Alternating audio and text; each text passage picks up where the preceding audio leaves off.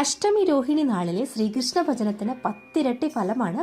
എന്തും നേടാൻ അഷ്ടമി രോഹിണി വ്രതം അനുഷ്ഠിക്കാവുന്നതാണ്. അതിനെക്കുറിച്ചാണ് ഇന്നത്തെ വീഡിയോ.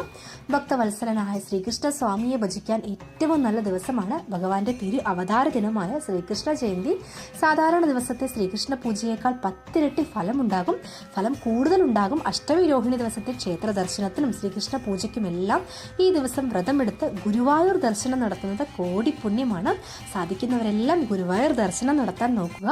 2025 സെപ്റ്റംബർ 14 ഞായറാഴ്ചയാണ് ഇത്തവണ അഷ്ടമി രോഹിണി വന്നിരിക്കുന്നത്. അഷ്ടമി വ്രതത്തിന്റെ ഫലങ്ങൾ എന്തെല്ലാമാണെന്ന് നോക്കാം. അഷ്ടമി രോഹിണി വ്രതം അനുഷ്ഠിക്കുന്നത് ഉദ്ദിഷ്ടകാര്യ സിദ്ധിക്കും, പ്രണയ സാഫല്യത്തിനും, പാപമുക്തിക്കും, ദാമ്പത്യ സൗഭാഗ്യത്തിനും, സാമ്പത്തിക അഭിവൃദ്ധിക്കും, സന്താന സൗഭാഗ്യത്തിനും, തൊഴിൽ പ്രശ്നം, വിദ്യാവിഘ്നം, കടബാധ്യത ഏത് കാര്യത്തിനും ശ്രീകൃഷ്ണ അനുഗ്രഹം ലഭിക്കുന്നതിന് ഉത്തമ മാർഗമാണ് അഷ്ടമി രോഹിണി വ്രതം.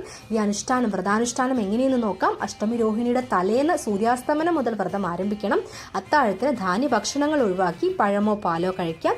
പിറ്റേന്ന് ആരോഗ്യസ്ഥിതിക്ക് അനുസരിച്ച് 1 കിലോനോട് കൂടിയോ ലഘുഭക്ഷണം മാത്രം കഴിച്ചുകൊണ്ട് വ്രതം അനുഷ്ഠിക്കാം. ഉപവസിക്കാൻ സാധിക്കുന്നവർക്ക് അത് ചെയ്യാവുന്നതാണ്. ഈ ദിനത്തിൽ കഴിയാവുന്നത്ര തവണ ഭഗവാന്റെ മൂലമന്ത്രങ്ങൾ ജപിക്കുക. ഓം നമോ നാരായണായ എന്ന അഷ്ടാക്ഷര മന്ത്രവും ഓം നമോ ഭഗവതി വാസുദേവായ എന്ന ദ്വാദശാക്ഷരി മന്ത്രവും എല്ലാം ജപിക്കുക. ദിനം മുഴുവൻ ഭഗവത് സ്മരണയിൽ കഴിച്ചു കൂട്ടുക. സാധിക്കുമെങ്കിൽ ശ്രീകൃഷ്ണ ക്ഷേത്ര ദർശനം നടത്തി വഴിപാടുകൾ സമർപ്പിക്കുക. പാൽപായസം വഴിപാടാണ് ഇതിൽ ശ്രേഷ്ഠം. ഉണ്ണിയപ്പം, വെണ്ണ നിവേദ്യം എന്നിവയും പ്രധാനമാണ്. ഭഗവാന്റെ അവതാര സമയം അർദ്ധരാത്രി ആയതിനാൽ ആ സമയം വരെ ഭഗവാനെ ഭജിക്കാൻ പ്രത്യേകം ശ്രദ്ധിക്കുക. അഷ്ടമി രോഹിണി ദിനത്തിൽ ഭാഗവതം പാരായണം ചെയ്യുന്നത് ഭക്തിയോട് ശ്രവിക്കുന്നതും ജന്മാന്തര പാപങ്ങൾ അകറ്റുമെന്നാണ് വിശ്വാസം.